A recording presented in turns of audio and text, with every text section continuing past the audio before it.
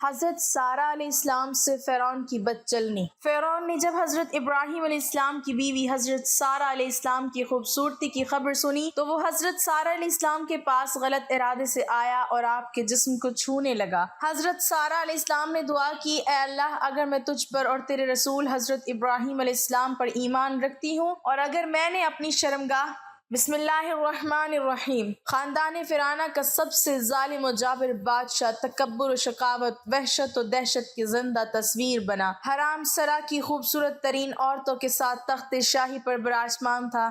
یہ فرعون کا محل نہیں بلکہ مصر کا ایک وسیع و عریض میدان تھا کہ جہاں آج حق و باطل کے درمیان ایک عظیم مقابلہ ہونے کو تھا۔ بادشاہ کے سامنے بائیں جانب ملک بھر سے جمع کیے گئے اپنے وقت کے بڑے بڑے جادوگر فرش نشین تھے، جبکہ دائیں جانب اللہ کے نبی حضرت موسیٰ کلیم اللہ علیہ السلام اور ان کے بھائی حضرت ہارون علیہ السلام تشریف فرما تھے۔ بادشاہ کے اشارے پر مقابلہ شروع ہوا۔ حضرت موسیٰ علیہ السلام کی دعوت پر جادوگروں نے اپنی لاٹھیاں اور رسیاں زمین پر ڈالی تو وہ پل بھر میں سانپوں کا روپ دھار کر میدان میں دوڑنے لگیں۔ پورا میدان خطرناک سانپوں سے بھر چکا تھا، مجمع پر ہیبت طاری ہو گئی۔ فرعون اور اس کے درباریوں کا رونق بھرا قہقہا فضا میں گونجا۔ حضرت موسیٰ علیہ السلام نے فرعون کی جانب دیکھا۔ یہی وہ لمحہ تھا کہ جب جبرائیل امین علیہ السلام نے اللہ کا پیغام پہنچایا۔ ترجمہ: ہم نے موسیٰ علیہ السلام کو حکم دیا کہ اپنا عصا زمین پر ڈال دو۔ وہ زمین پر گرتے ہی سب سے بڑا اژدہا بن کر جادوگروں کے سانپوں کو نگلنے لگا۔ حق ظاہر ہو چکا تھا، چنانچہ وہ جادوگر سجدے میں گر کر حضرت موسیٰ علیہ السلام اور حضرت ہارون علیہ السلام کی پروردگار پر ایمان لے آئے۔ بادشاہ نے ان سب اہل ایمان کو جو حضرت موسیٰ علیہ السلام پر ایمان لانے سے قبل جادوگری سے وابستہ تھے، ہاتھ پاؤں کٹوا کر سولی پر لٹکا دیا۔ حضرت عبداللہ بن عباس اور حضرت عبید بن عمیر نے فرمایا کہ اللہ تعالیٰ کا کتنا بڑا کرشمہ ہے کہ دن شروع ہوا تو یہ کافر جادوگر تھے اور دن ڈھلتے ہی اولیاء اللہ اور شہداء کے عظیم منصب پر فائز ہو گئے۔ مقابلے سے پہلے میدان میں حضرت موسیٰ اور حضرت ہارون علیہ السلام کے علاوہ کوئی اور مسلمان نہیں تھا، لیکن جادوگروں کے ایمان لانے کے بعد 6 لاکھ افراد مسلمان ہو گئے اور یہ ایک بڑی طاقت بن گئے۔ اس واقعے کے بعد حضرت موسیٰ علیہ السلام 20 سال تک مصر میں رہے اور نہایت صبر و استقامت کے ساتھ تبلیغ دین کا کام کرتے رہے۔ اللہ تعالیٰ نے حضرت موسیٰ علیہ السلام کو 9 معجزات سے سرفراز فرمایا تھا۔ ارشاد باری تعالیٰ ہے، اور ہم نے موسیٰ کو 9 معجزے عطا فرمائے۔ ہونا تو یہ چاہیے تھا کہ ان معجزات کو دیکھ کر فرعون اور اس کی قوم راہ راست پر آ جاتے، لیکن رونق اور تکبر کے نشے میں چور فرعون اور اس کے ساتھیوں کے ظلم میں اضافہ ہوتا چلا گیا۔ اپنی قوم کی ذبح حالی دیکھ کر حضرت موسیٰ علیہ السلام نے قوم سے فرمایا، اے میری قوم، تم فکر نہ کرو، اللہ تعالیٰ بہت جلد تمہارے دشمنوں کو ہلاک کر دے گا اور بجائے ان کے تمہیں اس سرزمین کا خلیفہ بنا دے گا۔ چنانچہ اللہ تعالیٰ نے اپنے نبی علیہ السلام کے اس وعدے کے بعد قوم فرعون پر لگاتار 5 قسم کے عذاب نازل فرمائے۔ ارشاد باری تعالیٰ ہے، پھر ہم نے ان پر طوفان بھیجا اور ٹڈیاں اور گھن کا کیڑا اور مینڈک اور خون۔ حضرت عبداللہ بن عباس رضی اللہ تعالیٰ عنہ کی روایت ہے کہ ان میں سے ہر عذاب قوم فرعون پر 7 روز تک مسلط رہا۔ ہفتے کے آغاز سے شروع ہو کر دوسرے ہفتے تک جاری رہتا، پھر 3 ہفتے کی مہلت کے بعد دوسرا عذاب شروع ہو جاتا۔ مولانا مفتی محمد شفیع نے معارف القرآن میں سورۃ الاعراف کی تفسیر میں ان عذابوں سے متعلق جو تفصیل بیان فرمائی ہے، ذیل میں اس کا مختصر خلاصہ پیش خدمت ہے۔ قحط اور اشیاء کی کمیابی اور گرانی کا عذاب۔ یہ عذاب مسلسل 7 سال تک رہا۔ اس عذاب کا تذکرہ سورۃ الاعراف کی آیت نمبر 130 میں کیا گیا ہے۔ حضرت عبداللہ بن عباس رضی اللہ تعالیٰ عنہ اور حضرت قتادہ رضی اللہ تعالیٰ عنہ نے فرمایا کہ قحط اور خشک سالی کا عذاب تو گاؤں والوں کے لیے تھا اور پھلوں کی کمی شہر والوں کے لیے، کیونکہ عموماً دیہات میں غلے کی پیداوار زیادہ ہوتی ہے اور شہروں میں پھلوں کے باغات زیادہ ہوتے ہیں، لہٰذا نہ غلے کے کھیت باقی رہے اور نہ پھلوں کے باغات۔ عذاب کے اس ابتدائی جھٹکے سے پریشان ہو کر انہوں نے حضرت موسیٰ علیہ السلام سے دعا کروائی۔ دعا قبول ہونے کے بعد جب قحط رفع ہو گیا تو پھر دوبارہ اپنی سرکشی میں مبتلا ہو گئے اور کہنے لگے کہ یہ قحط تو موسیٰ علیہ السلام اور ان کے ساتھیوں کی نحوست نعوذ باللہ کی سبب آیا ہے، جس کے بعد اللہ تعالیٰ نے ان پر سخت ترین عذاب کا فیصلہ کر لیا، طوفان کا عذاب۔ حضرت عبداللہ بن عباس رضی اللہ تعالیٰ عنہ فرماتے ہیں کہ جب قحط کا عذاب ٹل گیا تو قوم فرعون نے پھر کفر و شرک اور نافرمانی شروع کر دی۔ چنانچہ حضرت موسیٰ علیہ السلام نے دعا کی، اے میرے پروردگار، یہ سرکش لوگ اپنے معاہدے سے پھر گئے ہیں، اب ان پر ایسا دردناک عذاب نازل فرما جو ہماری قوم کے لیے واعظ اور آنے والوں کے لیے باعث عبرت ہو۔ اس مرتبہ اللہ نے ان پر شدید طوفان باد و باران کا عذاب نازل فرمایا۔ इस खौफनाक तूफान से कौम फ़िरौन के घर बार और खेत खलियान तबाह व बर्बाद हो गए, जबकि हज़रत मूसा अलैहिस्सलाम की कौम के मकानात और ज़मीनें महफूज रहीं। इस तूफ़ान से घबरा कर वो लोग हज़रत मूसा अलैहिस्सलाम की खिदमत में हाजिर हुए और इल्तिजा की, ए मूसा, आप अपने परवरदिगार से दुआ कीजिए कि ये अजाब हमसे दूर फरमा दे। हम वादा करते हैं कि हम ईमान भी ले आएंगे और आपकी कौम बनी इसराइल पर लगाई गई सब पाबंदियां भी खत्म कर देंगे। हज़रत मूसा अलैहिस्सलाम ने दुआ फरमाई तो अल्लाह ताला ने अजाब टाल दिया और उनके खेत खलियान को पहले से ज्यादा हरा भरा कर दिया। ये देख कर कौम फ़िरौन ने कहना शुरू कर दिया कि ये कोई अजाब नहीं था, बल्कि सैलाब की शक्ल में ये मूसलाधार बारिशें तो हमारे फायदे के लिए थी, जिनकी वजह से हमारी जमीनों पर पैदावार में कई गुना इजाफा हो गया है। इस तरह एक बार फिर उन्होंने हजरत मूसा अलैहिस्सलाम से किए गए अहद व पैमान को नजरअंदाज कर दिया और कुफ्र व सरकशी की रोश पर कायम रहे। टिड्डियों का अजाब, कुरान करीम ने इसे अल जराद के नाम से पुकारा है। जराद टिड्डी को कहते हैं। टिड्डी दल का हमला लहलाती फसलों को देखते ही देखते तबाह कर देता है। अल्लाह ताला ने तूफान के अजाब के टल जाने के बाद इस बदबख्त कौम को पूरे 1 माह की मोहलत दी कि ये हजरत मूसा अलैहिस्सलाम के वाज़ व नसीहत पर गौर व फिक्र करें, लेकिन उनकी बदआमालियां तो रोज बरोज बढ़ती चली जा रही थी। चुनाचे अल्लाह ताला ने उन पर टिड्डियों को मुसल्लत फरमा दिया। टिड्डी दल ने न सिर्फ उनके खेतों और बागात को चट कर गया, बल्कि घरों के अंदर और बाहर लकड़ी से बनी हर चीज खा गया। इस अजाब के वक्त हजरत मूसा अलैहिस्सलाम का मौज़ा एक बार फिर सामने था कि इस टिड्डी दल ने सिर्फ कुप्तियों यानी कौम फ़िरौन को तबाह व बर्बाद किया, जबकि कौम मूसा अलैहिस्सलाम यानी बनी इसराइल के मकानात, खेत खलियान और बागात बिल्कुल महफूज रहे। कुप्ती रोते पीटते हजरत मूसा अलैहिस्सलाम के पास आए और इल्तिजा की, आप अपने रब से दुआ फरमाएं कि वो ये अजाब वापस ले ले। हम पुख्ता वादा करते हैं कि हम ईमान भी ले आएंगे और बनी इसराइल को आजाद भी कर देंगे। हजरत मूसा अलैहिस्सलाम ने दुआ फरमाई और अजाब टल गया। अल्लाह ताला ने उन्हें फिर 1 माह की मोहलत दी कि वो गौर व फिक्र कर लें, लेकिन वो लोग अपनी पुरानी रोश पर ही कायम रहे, ईमान लाए और ना ही बनी इसराइल को आज़ाद किया। कीड़े मकोड़ों का अजाब, कुरान करीम में कुमल के नाम का जिक्र किया गया है। कुमल बालों और कीड़ों में पैदा होने वाले जू और घुन के कीड़े को भी कहते हैं। कुमल का यह अजाब मुमकिन है कि दोनों किस्म के कीड़ों पर मुश्तमिल हो, क्योंकि उस घुन ने उनके गले का वो हाल कर दिया कि 10 सेर गेहूं पिसते तो उसमें से 3 सेर आटा भी ना निकलता, जबकि जुओं की कसीर तादाद उनके बाल, पलके और भवें तक चट कर गईं। इस संगीन सूरत हाल से कौम फ़िरौन एक बार फिर बिला उठी और हजरत मूसा अलैहिस्सलाम से फरियाद की कि अब की मर्तबा हम हरगिज वादे से नहीं फिरेंगे, आप दुआ फरमा दें। लिहाजा हजरत मूसा अलैहिस्सलाम की दुआ से ये अजाब भी टल गया, मगर ये कौम तो कुफ्र और ज़लालत में गर्क थी।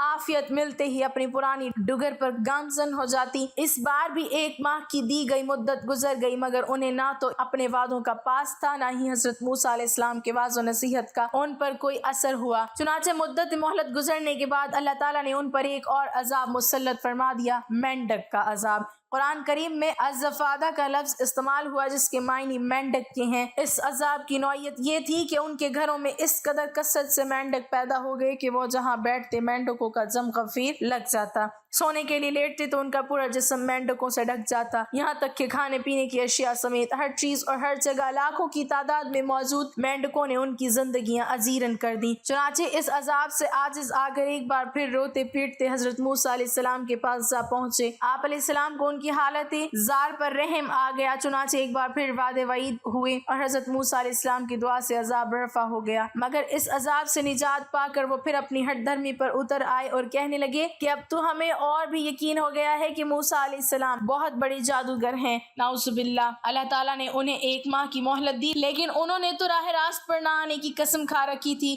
खून का अजाब, अरबी में ताज़ा खून को अद्दम कहते हैं। इस अजाब की नौयत ये थी कि उनकी हर चीज से ताज़ा खून उबल पड़ता, जो चीज भी रखते वो खून बन जाती। चूँकि बनी इसराइल के तमाम अफराद इन तमाम अजाबों से महफूज थे, लिहाजा कौम फ़िरौन ने बनी इसराइल के लोगों से पानी मांगा तो उन्होंने दे दिया, लेकिन वो जब कुप्तियों के हाथ में गया तो खून बन गया। एक ही दस्तरखान पर बैठ कर कुप्ती और बनी इसराइल खाना खाते तो इसराइली का लुकमा तो अपनी असल हालत में होता, जबकि कुप्ती का लुकमा और पानी खून बन जाता।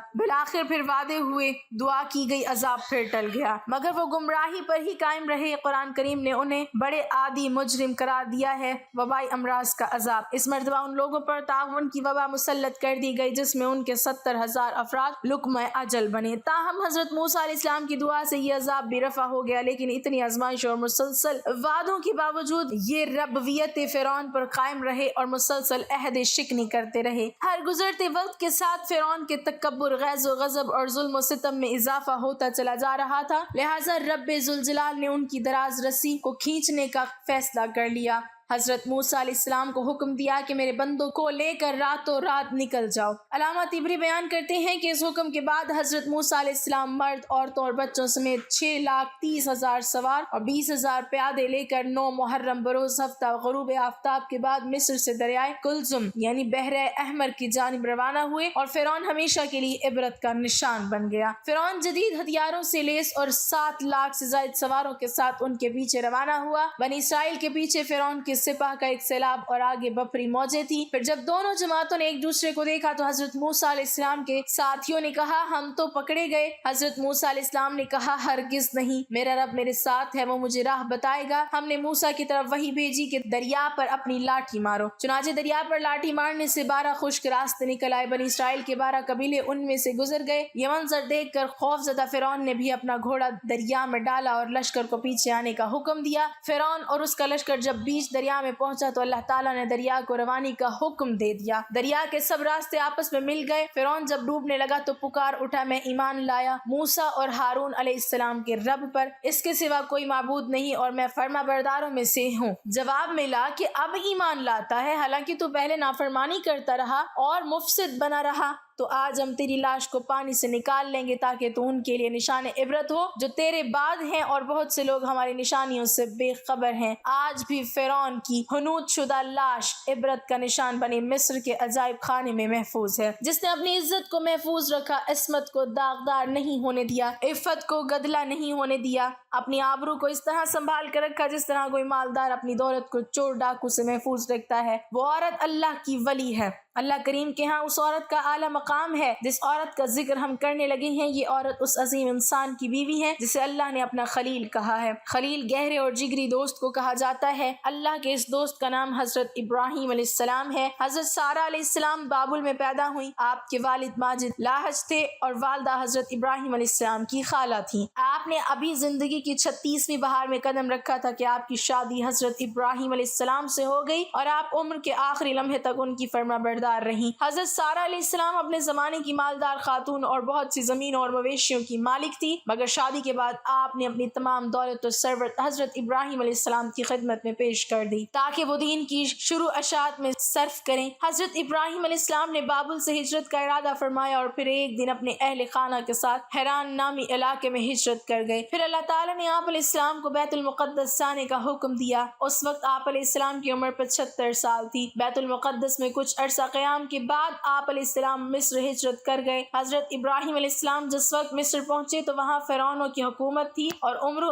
بن امرتی القیس وہاں کا فرعون تھا جو نہایت عیاش، ظالم اور جابر تھا۔ بادشاہ کی عادت تھی کہ اس کے ملک میں نئے آنے والے کے ساتھ اگر کوئی عورت ہوتی اور وہ خوبصورت ہوتی تو بادشاہ اس عورت کو پسند کر لیتا اور اپنے پاس رکھ لیتا۔ چنانچہ بادشاہ نے حضرت ابراہیم علیہ السلام کے ساتھ یہی سلوک کرنے کا ارادہ کیا۔ حضرت ابو ہریرہ رضی اللہ تعالی عنہ سے روایت ہے کہ نبی کریم صلی اللہ علیہ وسلم نے فرمایا، ابراہیم علیہ السلام نے سارہ علیہ السلام کے ساتھ نمرود کے ملک سے ہجرت کی تو ایک ایسے شہر میں پہنچے جہاں ایک ظالم بادشاہ رہتا تھا۔ اس سے ابراہیم علیہ السلام کے متعلق کسی نے کہہ دیا کہ وہ ایک نہایت ہی خوبصورت عورت کو لے کر یہاں آئے ہیں۔ بادشاہ نے آپ علیہ السلام کو پوچھوا بھیجا کہ ابراہیم، یہ عورت جو تمہارے ساتھ ہے تمہاری کیا لگتی ہے؟ انہوں نے فرمایا کہ یہ میری بہن ہے۔ پھر جب حضرت ابراہیم علیہ السلام سارہ علیہ السلام کی یہاں آئے تو ان سے کہا کہ میری بات نہ جھٹلانا، میں تمہیں اپنی بہن کہہ کر آیا ہوں۔ اللہ کی قسم آج روئے زمین پر میرے اور تمہارے سوا کوئی مومن نہیں ہے۔ چنانچہ آپ علیہ السلام نے حضرت سارہ علیہ السلام کو بادشاہ کے ہاں بھیجا۔ بادشاہ نے اس قدر حسین عورت کو دیکھا تو برائی کا ارادہ کر کے انہیں پکڑنے لگا، تو اس وقت حضرت سارہ علیہ السلام نے اللہ کے حضور میں دعا کی، اے اللہ، میں تجھ پر اور تیرے رسول ابراہیم علیہ السلام پر ایمان رکھتی ہوں، اور اگر میں نے اپنے شوہر کے سوا سب سے اپنی شرمگاہ کی حفاظت کی ہے تو مجھ پر ایک کافر کو مسلط نہ کر۔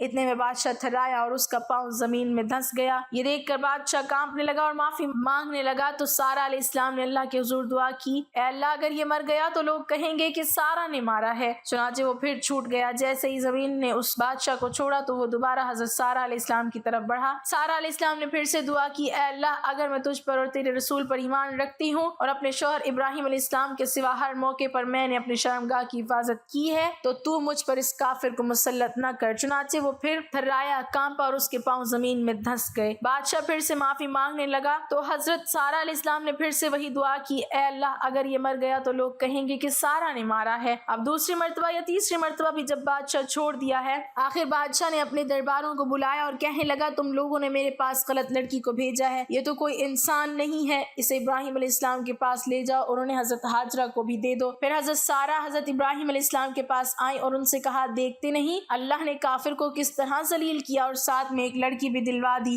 اللہ عز و جل نے حضرت ابراہیم علیہ السلام کو 2 عظیم فرزند عطا فرمائے اور دونوں کو نبوت سے سرفراز فرمایا۔ ایک حضرت اسماعیل علیہ السلام جو حضرت ہاجرہ علیہ السلام کے بطن سے پیدا ہوئے اور دوسرے حضرت اسحاق علیہ السلام جو حضرت سارہ علیہ السلام کے بطن سے پیدا ہوئے۔ حضرت اسماعیل علیہ السلام کی نسل سے عرب کے تمام قبائل وجود میں آئے اور آپ علیہ السلام کی اولاد میں سے ہی امام الانبیاء خاتم النبیین حضرت محمد مصطفیٰ صلی اللہ علیہ وسلم دنیا میں رونق افروز ہوئے، جبکہ حضرت اسحاق علیہ السلام پر حضرت یعقوب علیہ السلام سے بنی اسرائیل پیدا ہوئے جنہیں اسرائیل بھی کہا جاتا ہے اور اسی لیے ان کی نسل کو بنی اسرائیل کہتے ہیں۔ اسرائیل میں سے جو انبیاء علیہ السلام دنیا میں مبعوث ہوئے ان کی تعداد بہت زیادہ ہے، تاہم بنی اسرائیل میں نبوت کا سلسلہ حضرت عیسیٰ علیہ السلام پر ختم ہوا۔ حضرت ابراہیم علیہ السلام کی اہلیہ حضرت سارہ علیہ السلام کا انتقال 127 برس کی عمر میں ہوا۔ حضرت ابراہیم علیہ السلام نے ان کی تدفین سرزمین کنعان کی میں کی۔ اللہ سے دعا ہے کہ وہ ہمیں نیک اعمال کرنے کی توفیق دے، ہم برائی سے بچتے رہیں اور یہ دعا کرتے ہیں کہ ہم بھی ان پاک ہستیوں کے